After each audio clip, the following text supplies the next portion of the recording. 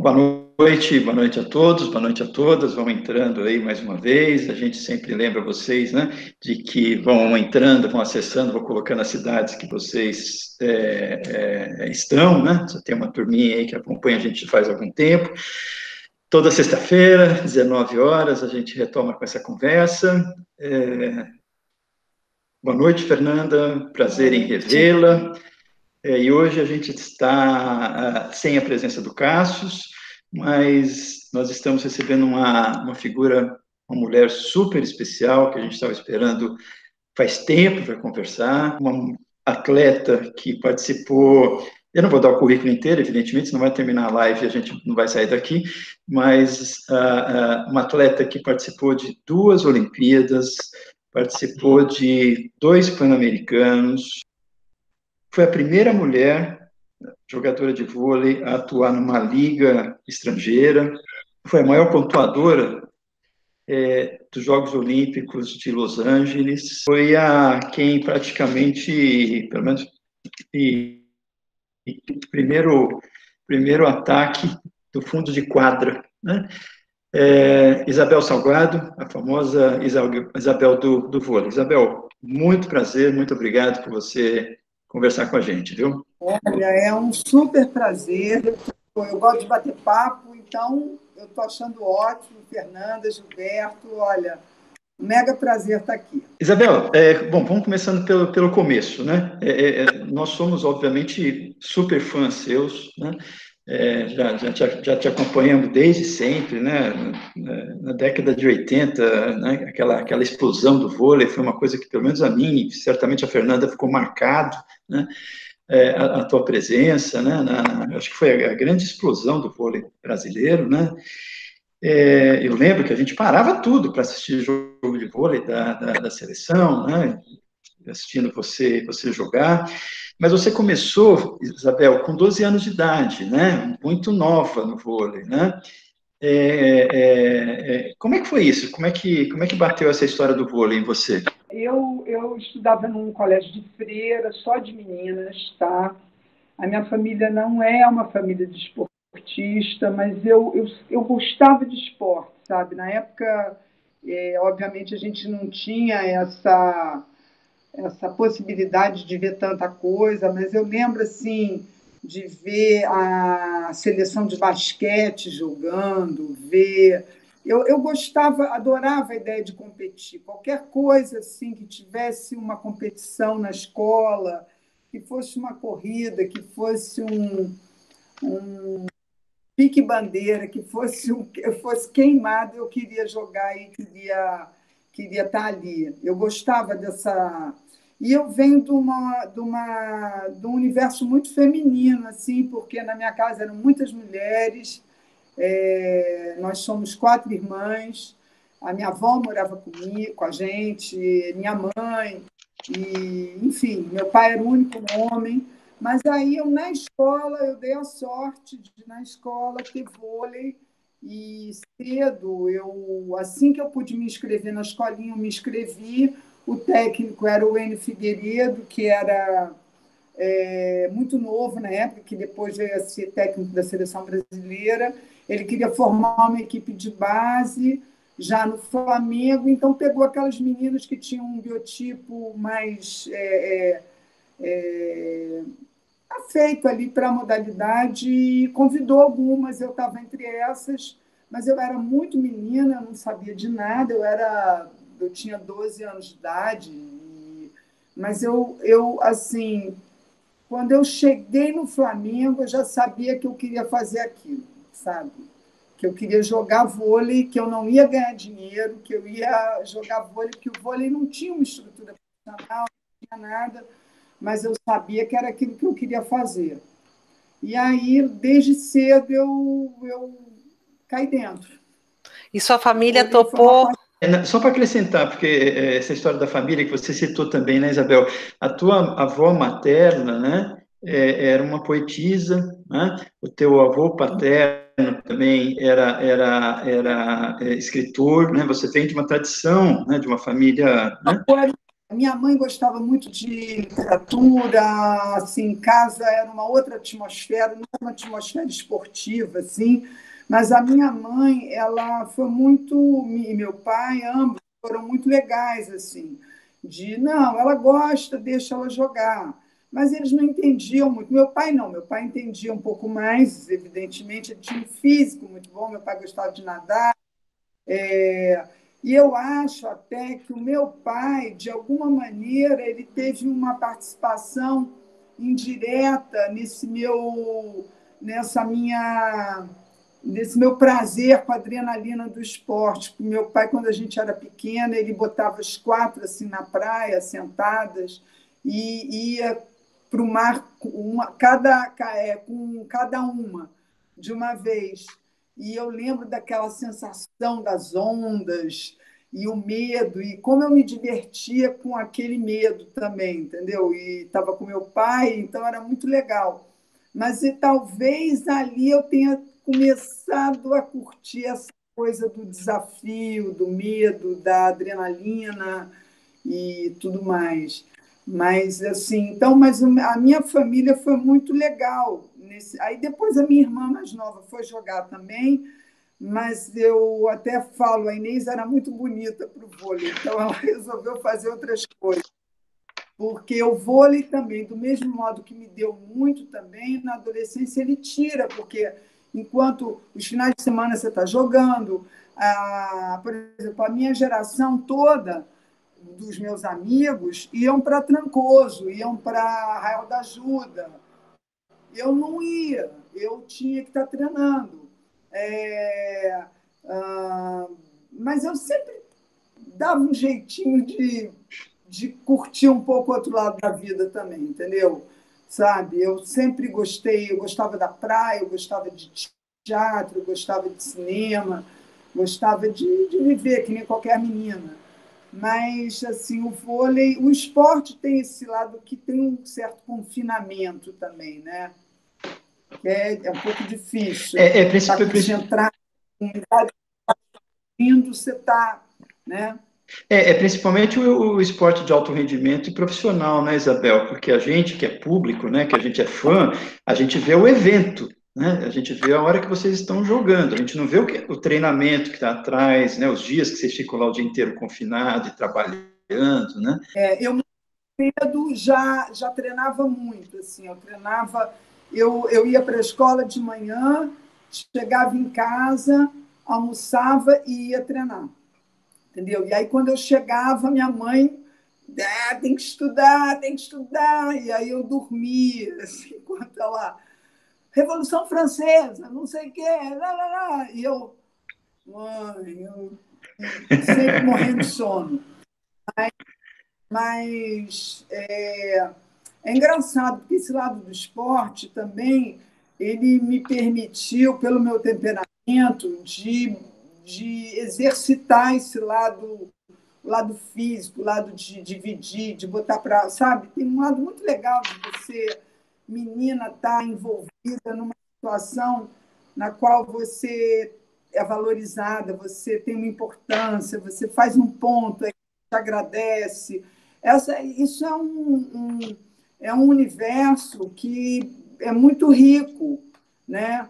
Ao mesmo tempo, eu falei do confinamento, então tem, como tudo na vida, você ganha e perde. Muito bom. Né? Muito bom. Eu me lembro, quando eu falei pro meu marido, né, que ia falar com você, ele ama vôlei, mas ele joga de brincadeira, né?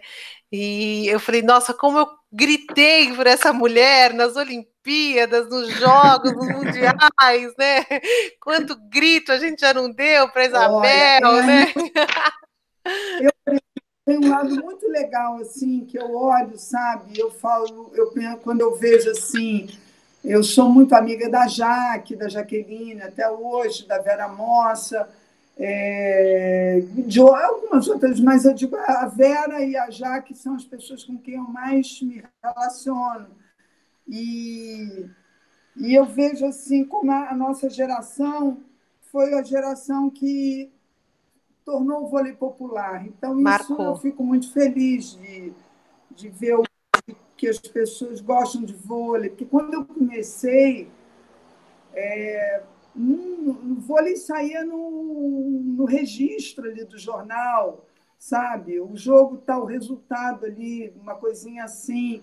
Ninguém sabia as regras. Hoje você vê assim senhoras, às vezes eu estou na rua, aí olha que eu não jogo há séculos, mas assim, vem falar, tal, puxa, como eu gosto de vôlei, eu não perco um jogo da seleção, e nananá. E às vezes eu fico até com vergonha. Muitas vezes elas sabem mais do que eu sei do que está acontecendo no vôlei. Sabe? Eu falo assim, ai meu Deus do céu. Aí começa assim, nossa, você viu o jogo ontem, como foi? Nananã. E eu não vi. Eu falo assim, não, foi incrível, né?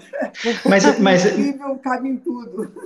Mas o que que você debita a isso, Isabel? Porque assim, eu me lembro na década de 80, um pouquinho depois, começo da década de 80, né, que o Brasil, inclusive, perdeu a Copa de 82, né, teve todo aquele clima, tal. O vôlei acho que veio logo depois disso, né?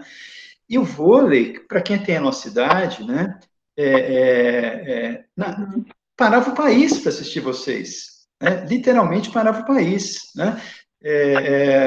Não é pouca coisa, não era só para quem gostava do esporte, né? Não era só para quem era fã do esporte, e virou uma febre nacional, né?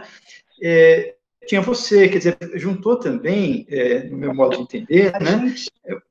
Mulheres que eram craque no vôlei, né? Era você, como você disse, a Vera, né? Juntou gente que dava gosto de se jogar, né? Foi coincidência isso, Isabel? Mas olha, o vôlei ele veio acontecer num momento muito curioso, porque o Sim. Brasil tinha perdido a Copa do Mundo. Em seguida, teve a transmissão de um teve a transmissão de um mundial de basquete que o Brasil também não foi bem e nós fomos jogar um mundialito em São Paulo. E o mundialito a gente jogou num estádio grande, tá? E No Ibirapuera, inclusive, né? Foi no Ibirapuera, Ibirapuera. É. Ibirapuera, Ibirapuera, é. E aí a gente pensou que droga jogar nesse lugar enorme, porque não tinha público. O vôlei não tinha público para isso. E a gente ainda ficava assim brincando uma com a outra, dizendo: tomara que a sua família venha toda para pelo menos ocupar um. Pede para sentar junto, para pelo menos, sabe, a gente olhar só num lugar. E curioso é que e tinha um vestiário assim mega profissional, entendeu? Com aquelas luzezinhas de estrelas de cinema, sabe? E nós entramos no vestiário e uma ficou meio brincando com a outra, zoando assim. Mas eu sei que nós entramos em campo nesse mundialito e nós começamos a ganhar um jogo, o outro, e o público começou a vir, começou a vir. Eu sei que no final era lotado, mas lotado, lotado, lotado. E o que aconteceu? Então, o Brasil vinha dessa série de derrotas, nós éramos totalmente anônimas, ninguém sabia quem a gente era. Então, o Brasil veio dessa série de derrotas que foram muito frustrantes para todos nós, né? Porque o brasileiro ama futebol, é a nossa paixão, é a nossa. E aí, de repente, entraram aquelas meninas, nós éramos muito novas, mas a gente gostava muito de jogar, a gente treinava muito, a gente já estava querendo sair daquela. A gente queria passar essa barreira, né? E a gente foi ganhando. O Luciano do Vale comprou os direitos do torneio e transmitiu. E nisso começou a aumentar o público, aumentar. Eu sei que num dado momento estava e a audiência foi aumentando, aumentando. E do dia para a noite a gente passou a dar entrevista, passou a ser mais conhecida. E foi um susto. Eu lembro que teve um jogo que a gente estava perdendo contra a Coreia e a gente virou o jogo, mas foi um jogo assim sensacional. E a gente virou e o público estava meio indo embora, achando que a gente ia perder, e o público voltou e a gente olhava aquela coisa, Brasil, Brasil.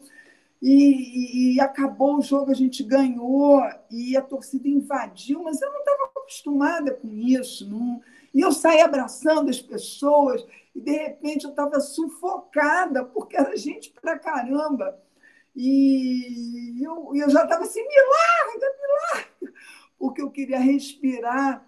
Mas muito bem, foi muito curioso, engraçado, porque foi do dia para a noite que o vôlei ganhou essa. E em seguida o masculino jogou no Maracanãzinho, que o Bernard, com aquele Jornada nas Estrelas, fantástico, o Renan, o William Montanaro, com Jornada nas, com Viagem ao Fundo do Mar, o Bernard, imaginando no Maracanãzinho. Não, o jogo foi no Maracanã, foi incrível, com chuva, contra a Rússia, sabe? Enfim, não, esse jogo contra a Rússia, eu estou falando besteira, olha, eu misturei tudo. Esse jogo contra a Rússia foi depois que o vôlei deu esse boom e aí fizeram esse jogo do masculino contra a Rússia no Maracanã, que foi um barato.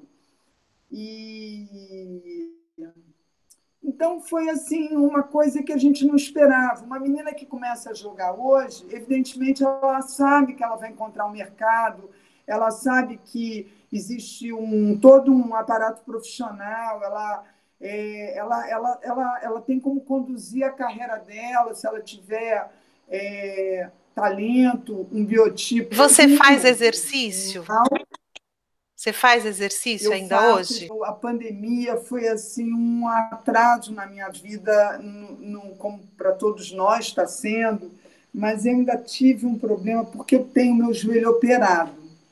Eu operei o joelho quando eu jogava no Japão. Eu fiz uma contusão séria no Japão e tive que fazer uma cirurgia.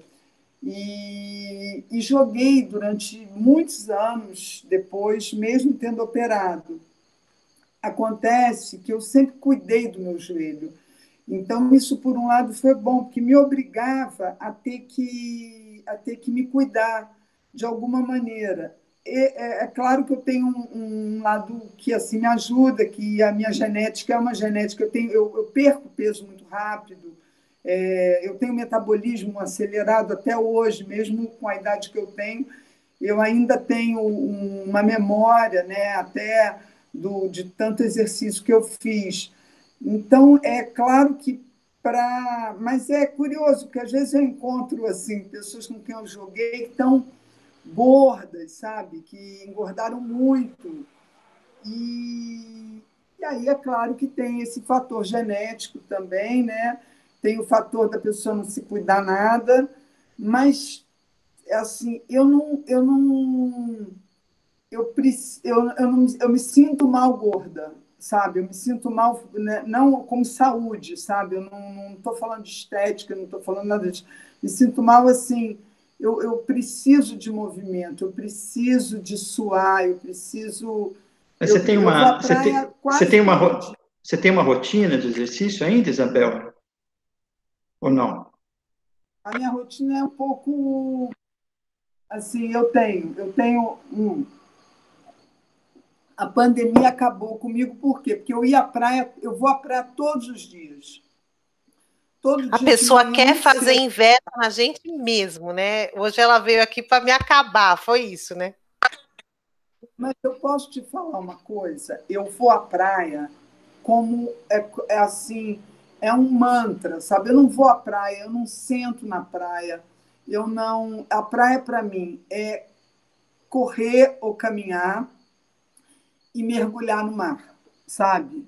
Eu mergulho no mar, pode estar frio, pode estar mais ou menos, eu mergulho no mar. Eu gosto do mar, eu gosto da água salgada, eu gosto daquilo no meu corpo. E eu pode ser um tibum, mas eu vou lá, dou um tibum e volto para casa.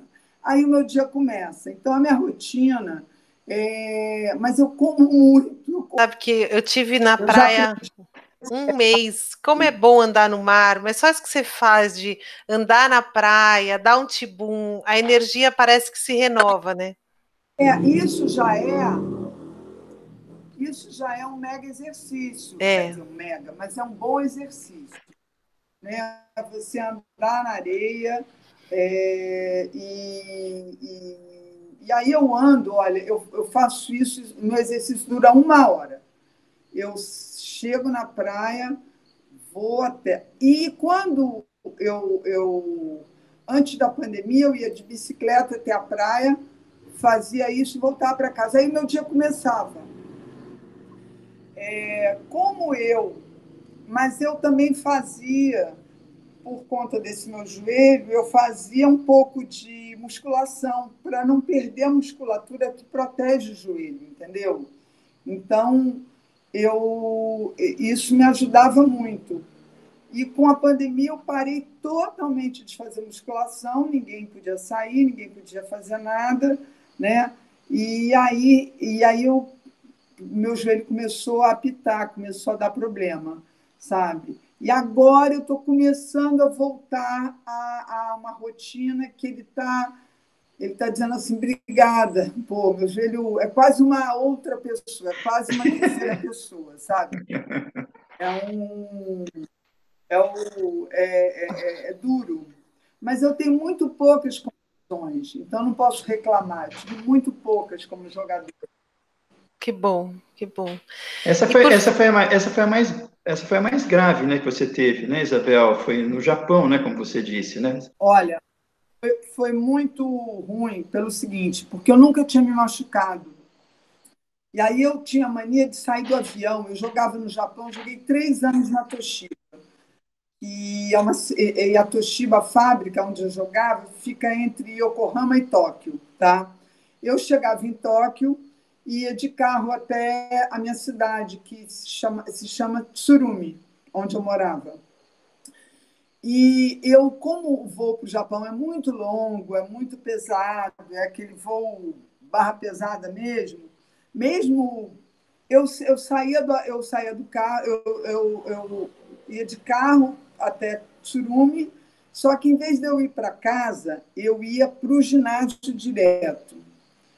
E, e aí eu tomava um banho, botava uma roupa para treinar e batia uma bola sozinha na quadra, assim, para suar e entrar e tirar o avião, sabe? E para tentar entrar no fuso mais rápido, entendeu? Porque eu no dia seguinte já começava a treinar a sério. Então eu fazia sempre a gente fala assim, meio um tira-nhaca, sabe? Aquela coisa do avião que é horrível, que você sai, né? Então eu tomava um banho, comia alguma coisa, ia bater bola para suar, então eu ficava lá fazendo manchete, toque, mas não saltava, não.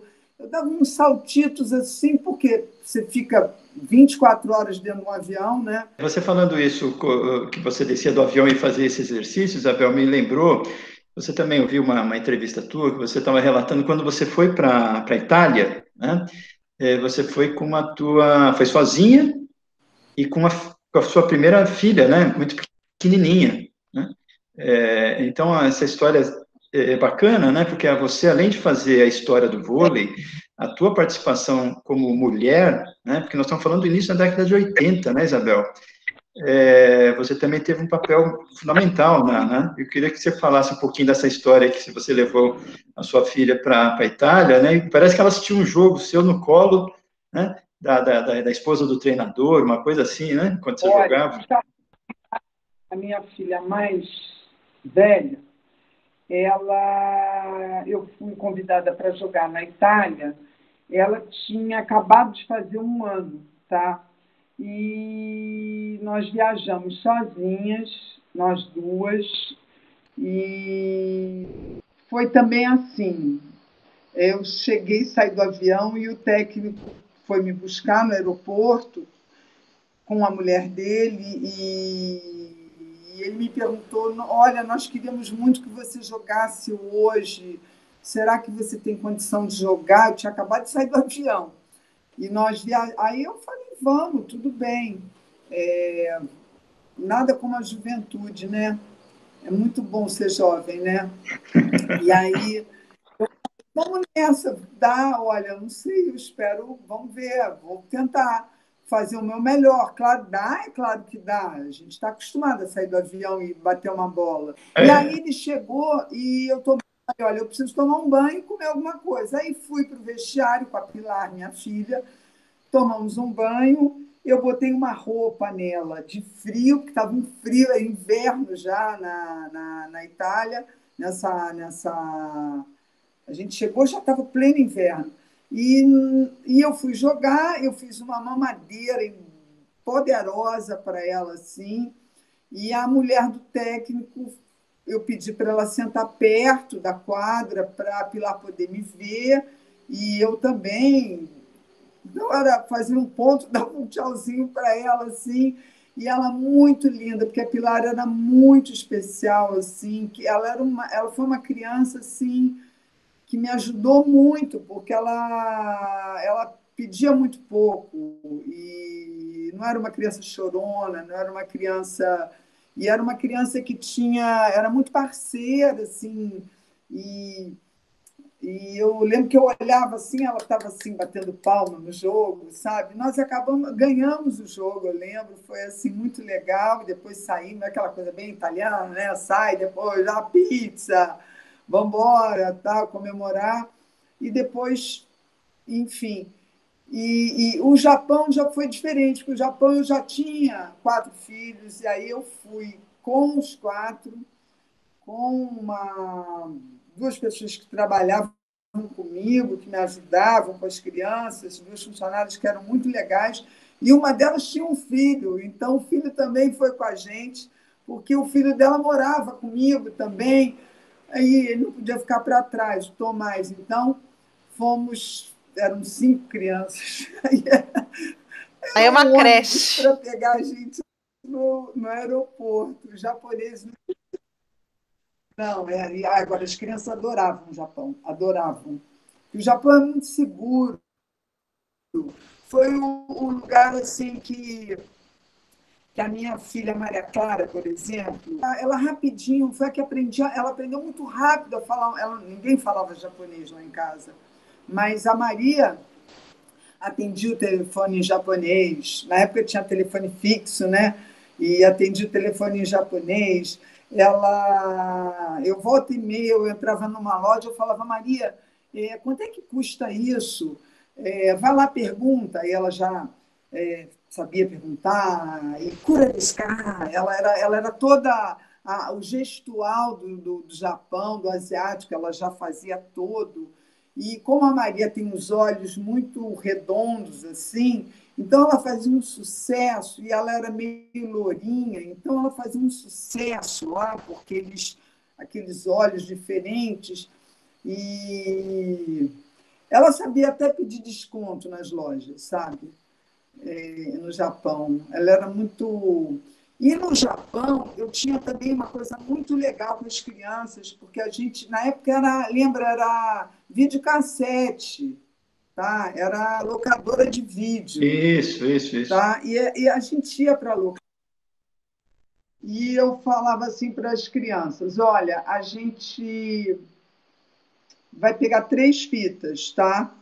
Uma eu escolho. A outra, vocês escolhem. E a outra, nós, tem que ser um arranjo aqui entre nós, tá? Então tem que ser um filme que seja comum à família toda. E aí a família inteira chorava, sabe? Vendo filme. E um dos filhos sempre tem um que é um mais durão, assim, que é aquela que é mais durona, ou era o Pedro nesse dia, ou a outra olhava assim, por que vocês estão chorando? Tal. E a Maria viu, eu lembro que a Maria Clara viu comigo vários filmes do Fellini no Japão. A gente viu, olha, o circo, a gente viu. E a Maria era muito engraçada, porque eu pegava assim, sei lá, tem um filme do Fellini, é esse que é com o Anthony Quinn e com a Julieta, e aí a Maria falava assim, interessante esse ator, né, mãe? E eu achava ela muito engraçada. E cada um do seu jeito, era muito legal. Foi assim uma experiência muito boa viajar com os meninos assim, é, viajar com eles, descobrir coisas novas com as crianças. Então, e também tornava aquilo mais fácil, porque você está fora, numa época que Natal, Réveillon, e poder estar com eles era muito bom. Muito bom. Você acha que essa experiência transcultural, né, essa multicultura que você pôde proporcionar para os seus filhos, de alguma forma marcou a formação deles e hoje eles têm um perfil mais reflexivo, mais, enfim, por conta dessa possibilidade que eles tiveram? Você acha que foi importante para eles essa questão de ter Olha, tido experiências eu, eu, diversas? eu acho que assim, essas experiências, eu acho que imprimiram imprimiu em cada um deles, com certeza, imprimiu uma curiosidade com relação à vida que eu acho que é muito saudável com relação ao mundo, com relação às diferenças. Eu acho que isso, com certeza, viajar foi bom, foi legal para eles. Mas eu vejo assim que, sobretudo, eu não venho de uma família rica. Eu lembro que, nossa, eu era doida para viajar, eu queria ir para a Europa, eu com 15 anos, eu queria as músicas que eu gostava, ouvir nossa, eu queria ir para a Bahia, eu queria ir para Londres, eu queria o mundo inteiro. E eu sabia que eu não tinha grana para viajar, né? E nem meus pais para poder me mandar para a Europa, passear e não sei o quê. Mas eu tive uma família muito que me ajudou muito, assim, porque, primeiro, nós tínhamos muita liberdade para conversar, para participar dos papos, não existia essa coisa, esse exercício da argumentação era estimulado na minha casa, não tinha essa de não pode. Então, isso eu acho muito enriquecedor, muito bom, sabe? E eu acho que, de um certo modo, eu tentei também, porque a gente traz da nossa experiência, e o que foi positivo na tua vida, você tenta reeditar com seus filhos, né? E o que deu certo, e muitas vezes é até um delírio, porque aquilo ali pode ter dado certo com você, e não tem nada a ver com essa figura que é o teu filho, né? Mas você, de alguma maneira, você traz essa memória afetiva também, você quer, né? E Claro. eu vi, assim, na casa, a gente acabava de comer, por exemplo, e minha mãe falava muito bem francês, tá? E as minhas irmãs falam bem francês. Eu falo um pouco de francês hoje, porque quando eu era garota eu não falava nada, eu odiava. Então eu venho de uma casa assim, a minha avó lia muito e contava história para a gente desde pequena. Eu ouvia desde histórias que ela inventava para eu comer, para me dar comida na boca quando eu era muito pequena. Eu já ia com o meu prato para minha avó para ela me contar história. Até histórias da vida dela, que eu perguntava, vovó, mas como é que era o cassino da Urca? Como é que era, sei lá o quê? E o teatro, como é que era? Eu, muito pequena, minha avó contava essas coisas. Então, contava sobre uma briga que ela tinha tido, uma discussão com alguém sobre algum assunto, ou mesmo outro dia eu contei, ela falava do Procopio Ferreira, falava de grandes personagens, assim. É, então, sem dúvida, eu acho que é legal para os filhos essa troca. É claro que eu dei a sorte de ter uma avó muito, muito especial, uma avó Minha avó não tricotava, a minha avó não era uma pessoa, uma avó. Claro, minha avó bebia, minha avó gostava de beber, minha avó, o primeiro presente que ela me deu foi uma roleta para jogar uma, sabe? Não era uma avó comum. A minha avó tinha uma grana, aí ela falava, vamos comer não sei aonde, não, não, não, uma casquinha de sei lá o quê, vamos não sei o que lá, entendeu? Ela era diferente. Mas eu acho que essa embolada com os filhos é importante, entendeu? Eu vejo assim, eu nem entendo como é que você pode ter filhos que ficam assim, sabe, não participam da tua vida, não sabe? Eu não sei, eu gosto de. A ideia de família, para mim, passa um pouco por isso, sabe? Isabel, eu queria agora te perguntar uma coisa. Essa bendita fase, né, que nós estamos passando no Brasil com o governo Bolsonaro, e você é uma das atletas que, além de fazer história, além de ter feito história, você continua sendo uma grande referência, né? Como você mesmo disse, hoje todo mundo ainda te conhece na rua, né? E eu não sei, eu acho que o atleta, pelo menos o brasileiro, né? Não tem muita noção da importância que ele tem no que se refere à formação de opinião, à formação de consciência, né, das pessoas, né? É, a gente vê uma. Esse problema não é só do atleta, né? Mas assim de pessoas que têm voz na sociedade, né? Você é uma delas, né? Que se coloca, né? Que tem uma consciência cidadã, né? Além de tudo, né? Quer dizer, passou por todos esses perrengues da década de 80, como mulher, né? Todo esse país machista que a gente vive. De onde que vem isso, Isabel? E como é que você está sentindo isso, né?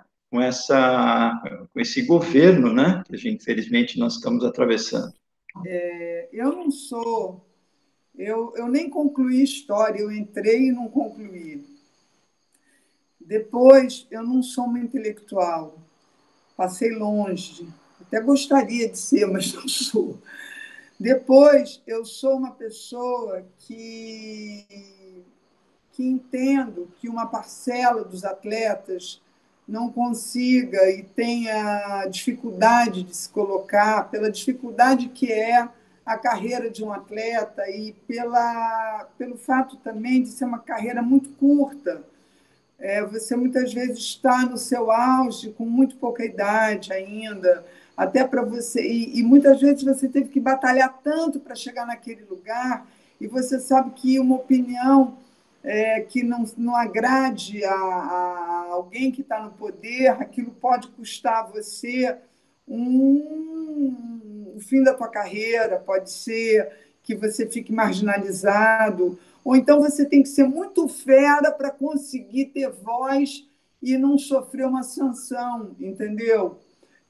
Depois o esporte teve essa relação com os militares também, né? E quem fala muito bem disso é a Kátia Rubio, que é a Kátia da USP. Ela dá uma aula sobre isso.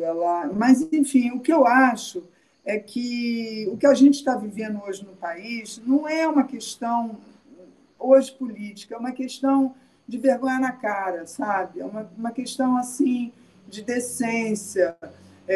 Especialmente essa semana, a gente ouviu coisas que são estarrecedoras, né? País de maricas, desafiar os Estados Unidos, né? Com a pólvora, com as armas, com as não sei, chega a ser assim patético, é uma coisa que nos. Mas tirando esse lado que folclórico, que cômico, que esse governo promove diariamente, que dá para a gente, se não fosse trágico, a gente estaria dando gargalhadas, porque é tão absurdo. existe uma coisa que é muito grave o que está acontecendo, né? Grave porque essa política é uma política muito perigosa, né? A maneira como foi conduzida a pandemia, você não tem dúvida. Ontem eu estava ouvindo uma notícia num telejornal desses, que se nos Estados Unidos você aumentasse 15% o uso de máscara, quantas mortes teriam sido evitadas? Mas assim, é uma quantidade, agora eu não tenho um número exato, mas é uma quantidade absurda. Então, isso, a troco de quê? A troco de quê você falar com as pessoas assim? A troco de quê você tripudiar da morte? Ontem, por exemplo, quando foi a história da vacina, não sei se vocês devem ter acompanhado, né, do Butantan, dessa parceria, né, com a China, vai entender. Aí um sujeito, coitado, se mata, é uma tragédia para uma família, você tem que ouvir um presidente comemorando isso, sabe? Porque ele quer pensar na reeleição dele em 2022. Aí você fala assim, é desesperador, e não é numa área só, não é numa área só, são em todas. Não tem uma área que a gente possa falar que o país esteja andando bem. Então é muito triste, sabe? E o pior é que não acontece nada. Continua, continua, continua, continua. E outra coisa também, a gente perdeu uma coisa. Fora, a gente vai falar da apologia à tortura, vai falar. É uma lista, porque não acaba, não acaba. Esse Salles, no dia que ele entrou, o que fizeram com o Ricardo Galvão, né, foi assim, uma coisa absurda. Então, a gente não se sustenta em nada. E, além de tudo, a grosseria, a vulgaridade, o tratamento misógino, assim, o machismo o tempo todo, o racismo, ele já derrapou em todas as frentes. E não é ele só, não. É quem apoia isso. Mas tem uma parcela da população que, sinceramente, eu entendo, é uma parcela que ficou invisível durante muito tempo, que sofre muito, que é muito. E, de repente, ela cria, ela ganha um espaço nos templos, ela é vista, ela é ouvida, e aí vamos embora, né? Vem um maluco e começa a dizer que a salvação é por ali. Ele vai, entendeu? Ele não vai questionar, não vai. Não vai. E eu entendo, eu entendo. Agora, tem uma outra parcela, que é uma parcela uma parcela da classe média, que não é possível, sabe? Não é possível. E tudo faz assim, não é bem assim, não é bem. Falei, não pelo foi isso amor que ele de Deus. falou, tirou do contexto, né? Tirou do contexto, Não, não e foi isso que aí ele assim, falou. puxa, você dando. Agora, imagina você ser uma pessoa que perdeu um filho nessa pandemia, ou a sua mãe, e mortes horrorosas, sem você poder se despedir, sem você poder, sabe o que vai acontecer. É de uma crueldade, para mim, assim, uma crueldade horrorosa, horrorosa, sabe? Não é possível que alguém ache que isso é normal. E o que está acontecendo com a gente, com o povo brasileiro? Isso começa a ficar uma coisa comum e normal, e A as gente pessoas vão se normalizou o acostumando com absurdo, isso. né? Normalizou o absurdo, a vulgaridade, a maldade, sabe, eu não sei onde isso vai parar, essa mentirada. Eu não sei como é que uma pessoa da minha idade, tá? Porque eu entendo um garoto idiota que está ali no computador e quer. Eu entendo até a página 2, mas entendo. sabe, o processo. Agora, uma mulher da minha idade, um homem da minha idade, que sabe que aquilo é uma mentira e continua ali, sabe? Mentiras assim com relação à saúde, com relação a coisas... Não. E o pior é que a gente está falando, todo mundo já falou isso. A gente não consegue furar essa bolha, a gente só, assim... É papo de maluco que a gente está vivendo. Não, as verdades, tá tudo aí, né? Tá tudo exposto, mas eu queria tentar ver um lado positivo, pelo menos do que está acontecendo um pouco no mundo, né? Assim, porque essa extrema-direita, ela veio no mundo, né? E ela se posicionou aí em vários países, mas ela também não tem conseguido se sustentar, né? E eu fiquei muito refletindo esses dias se a sociedade, o ser humano, aguenta tanto ódio por tanto tempo. Né? Então, por exemplo, hoje, nessas semanas, o que aconteceu nos Estados Unidos, né? O povo americano, ainda que uma boa parte tenha votado no Trump, a maioria votou no Biden, e hoje a maioria que votou no Trump assume que o Biden ganhou. E assim, como se diz, a gente não quer essa briga mais, né?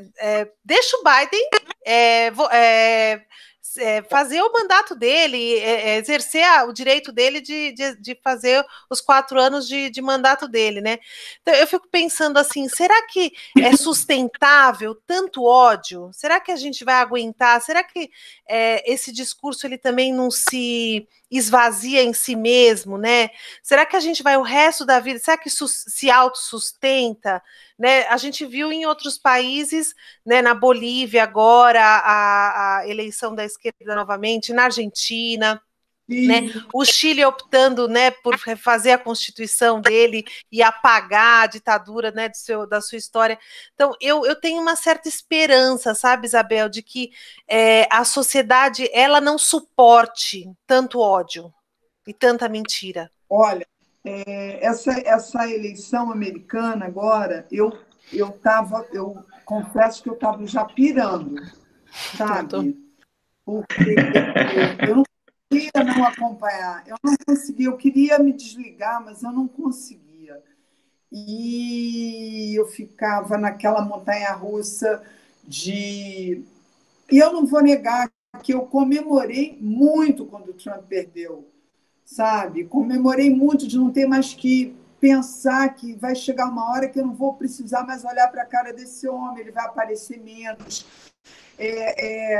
Não tem como, é uma coisa horrorosa essa política desse cara, né? E é claro que ela deu a gente essa sensação de esperança, né? De você, por exemplo, eleger ver uma mulher como a Kamala, dá uma luz, né? Você olhar e ver um outro comportamento. Enfim, eu não tenho nem o que falar dali, mas o que me encheu de energia boa mesmo foi também ver o Chile, ver a Bolívia, sabe? Você olhar e ver que as coisas podem mudar, as coisas podem, sabe? Mas aqui é desesperador porque todo dia acontece um negócio pior do que o outro. E nada muda, e continua, e continua, e continua. Você fala, agora ele cai, agora não tem jeito, agora é um absurdo. Heróis, aí é o País de Maricas, aí é a pandemia, o descaso total. Mas, enfim, não vamos nem mais falar desse cara, porque o negócio vai passar. Vai passar. Vai alguma coisa. Mas assim, Isabel, só queria... A gente fala do Bolsonaro, né? Vai passar uma... O que eu queria te perguntar, Isabel, pegando nessa linha que você falou, né? Bom, a gente fala que essa loucura que está acontecendo no Brasil, né? A gente, pelo menos eu, né? A gente olha com o que aconteceu na Alemanha na década de 40, né? A gente pensa como é que o Hitler conseguiu movimentar as pessoas, né? Porque é uma coisa doida, né? Eu suponho que tinha alguns alemães na época falando, isso é uma loucura, né? Mas o que nós estamos vendo no Brasil hoje é mais ou menos isso, né? Quer dizer, você vê como você disse, né, tem algumas pessoas, alguns estratos sociais, você entende, né, que estavam fora do jogo, né, e começa a ter uma luz, mas você vê gente de classe média, né, saiu uma pesquisa pouquíssimos dias atrás, me assustou muito, de um instituto sério, que 49% das pessoas no Brasil com nível superior, não que isso seja, né, algum tipo de status, mas é um referencial, né, consideravam o governo Bolsonaro, considerava a gestão da pandemia do governo Bolsonaro ruim ou péssimo, 49%. Né? Ou seja, 51% não consideravam. Né? Quer dizer, assim, o extrato é pessoas de nível superior, né? Como você conversa com as pessoas assim, né? Hoje o pessoal está começando a ter vergonha, mas você fala, como é que esse cara está com a cabeça, né, de defender esse tipo de coisa, né? Porque, como você disse, não é uma questão mais do que ideológica, é uma questão civilizatória, né? De outra coisa que nós estamos falando. Mas eu queria perguntar para você, Isabel, que foi quando deu aquele problema com a Carol, com a sua filha, né? E a gente já estava com o teu convite pronto, né? Então, marcando a tua live e tal. Eu particularmente, fiquei preocupado. Falei, como é que está o ambiente na casa delas, né? Porque é um estresse danado, né, Isabel? A tua filha foi cerceada, a Carol foi cerceada de uma manifestação educada, democrática, né? E que ninguém sabia o que poderia acontecer, né? Aliás, meus parabéns para a Carol, que em nenhum momento retrocedeu, sempre foi muito firme, né? Mas suponho que o ambiente familiar, a gente se preocupa com os filhos, né? Não fique um clima dos melhores, né, Isabel? Não, olha, eu vou te falar um negócio. Quando a Carol, acabando o jogo, falou fora Bolsonaro, eu estava vendo o jogo e estava esperando para ver o final. E quando ela falou, eu fiz assim, ó, uau, que legal! Né? Comemorei a vitória dela e comemorei o que ela disse, porque é um sentimento coletivo entre os nossos, sabe? Mas, em seguida, eu sabia que ia ter uma reação, mas eu confesso a você que eu acho que, mesmo com todos os absurdos que rolaram, foi muito mais positivo que negativo, entendeu? Porque a gente viu o quanto as pessoas. Eu acho que esse grito da Carol foi muito legal. Primeiro, foi muito espontâneo e deu um ânimo, sabe? Deu uma coisa assim. Eu vi que pessoas que ficam nas suas janelas sistematicamente, como eu, às 8h30 na minha área, que todo mundo vai para a janela e berra, fora Bolsonaro, foi foi Uhum. potencializar esse grito que está na boca de todos nós, entendeu? De uma grande parcela da população. E tem essa parcela, que é aquela parcela que está engessada. Dentro desse segmento bolsonarista, você vai pegar vários nichos, entendeu? É um estudo sociológico ali, né, que você vai ter que fazer para entender por que um ser humano. E, ao mesmo tempo, eu acho curioso, porque você tem. Se você está com o seu neto do seu lado, com o seu filho do seu lado, com o seu marido, com a sua mulher, e você está vendo uma atitude covarde na televisão, num telejornal ou num filme, ou uma atitude que te envergonhe, que seja. Você, você fala que horror, né? Você emite uma opinião. E como é que essas pessoas falam? Vêm contar uma mentira e falam que legal. Vem o cara tripudiar da morte dos outros e falam, pô, aí, maridão, que bacana, né? Nosso ídolo aqui, pô, tá mandando todo mundo. Não é possível. Aí você não entende. Então, voltando para a Carol, tem um lado assim que é claro que eu fico feliz do que motivou a minha filha.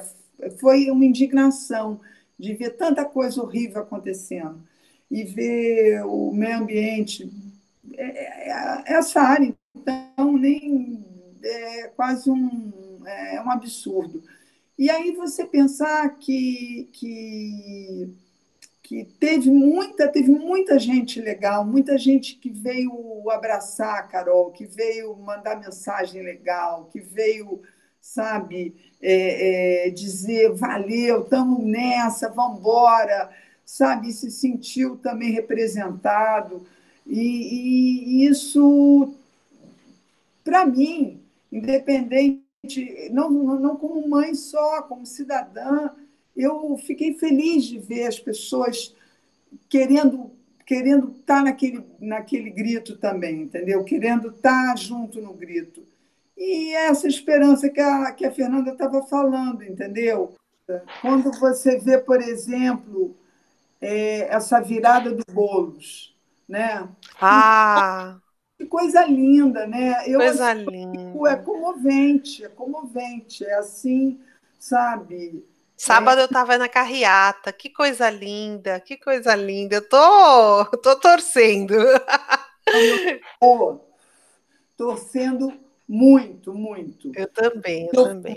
É isso que eu acho, assim, eu acho que a gente, eu acho que por mais que a mentira e talvez toda essa violência, toda essa raiva tivesse mesmo no coração das pessoas e as pessoas se identificaram com tudo isso, né?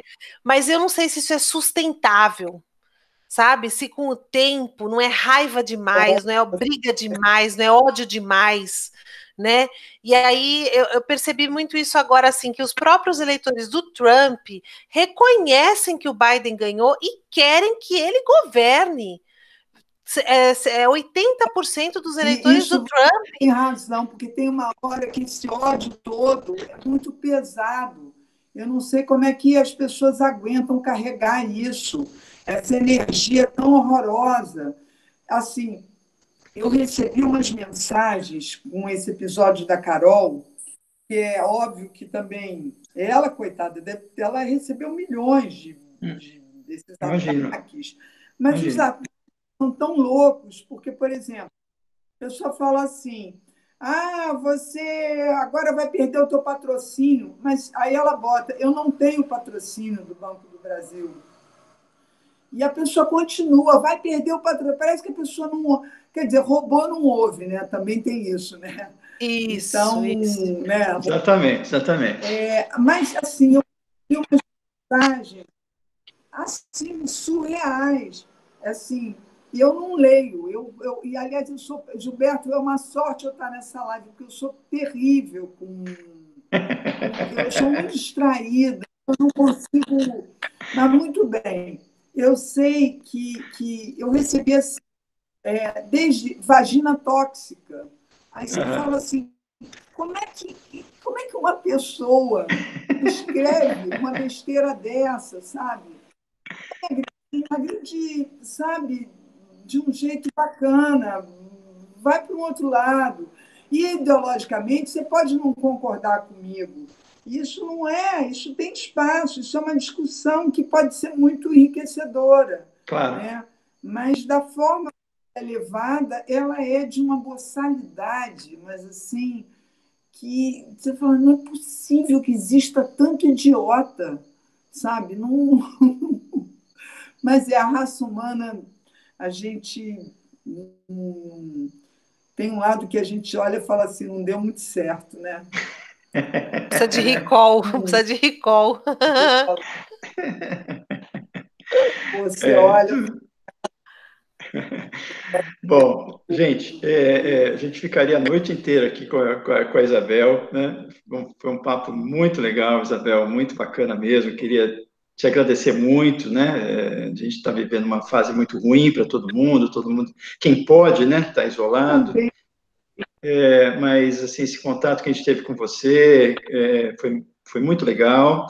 Certamente as pessoas estão adorando, e eu espero que você tenha consciência, né, Isabel, da importância que você teve né, no esporte, de como isso afetou a vida das pessoas, né, que trouxe alegria, trouxe emoção, né, isso é muito, muito importante, né, é muito importante. Não estamos falando só de dinheiro, nós estamos falando de sensações boas, né. Eu tenho assim muito. O esporte foi muito bom para mim. O esporte me deu muita alegria. O esporte me fez lidar com emoções assim muito importantes, muito cedo, lidar com medo, lidar com a alegria da vitória, lidar com a tristeza de um jogo, lidar com dei a sorte também de praticar um esporte coletivo, então isso também me deu a possibilidade de dividir e, sobretudo, também me deu um equilíbrio, me deu uma coisa bacana, numa idade que é uma idade de rebeldia, uma idade difícil, né, da adolescência, e você ter limites, você... Foi muito bom, foi muito legal, e eu olho para minha... Foi uma sorte para mim ter vivido tantos anos dentro de uma quadra, por vários aspectos.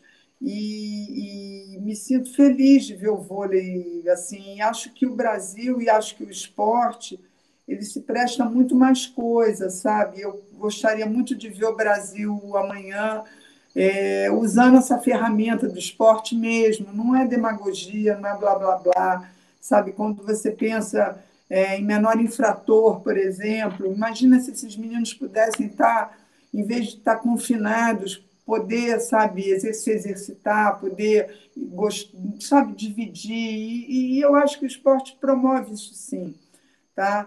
E conversar com vocês foi ótimo, foi uma delícia. Não sabia que ia ser tão... Só que eu sei que eu sou confusa, a luz não, não funciona. Mas Então, isso que é o, mas de isso que é, qualquer isso que é, isso que é o maneira, divertido, porque senão vira aula, Isabel. Isso que é o divertido. Por isso que os alunos gostam, por isso que a gente gosta. E acho que o Brasil teve muita sorte de ter você, de não, eu continuar tendo adorei. você. Muito bom, Isabel. Muito obrigada por tudo que você fez e por tudo que você ainda tem feito, né? Eu acho que esse seu engajamento e essa sua postura, ela continua sendo muito importante nesse momento em especial. Eu acho que quem pode, como você falou, alguns não podem, né? Tem os seus motivos também, mas quem pode se posicionar e mostrar, né? E começar pelo menos a mostrar a realidade para as pessoas e quem sabe tirar o véu de alguns dos olhos, né? É muito importante. Então a gente tem, o Brasil é que tem muito para te agradecer e agradecer muito pelo seu tempo conosco. Muito obrigada. E dá um abraço enorme na Carol, Olha, Isabel. você Muito, ela é muito querida. poxa, obrigado mesmo, Fernanda, Gilberto. Olha, obrigada, encheram a minha bola. Vou hoje dormir bacana, vai ser, sabe, aquela cheia, abastecida, tá? De tanta coisa boa que vocês me deram. Obrigado mesmo, tá Você bom? merece. Um E ó, grande beijo. beijo, Grande abraço. Beijo, Isabel. Beijo, Isabel. Até breve. Até breve. Beijo. tchauzão, boa noite, Tchau, tchau. Tchau. tchau.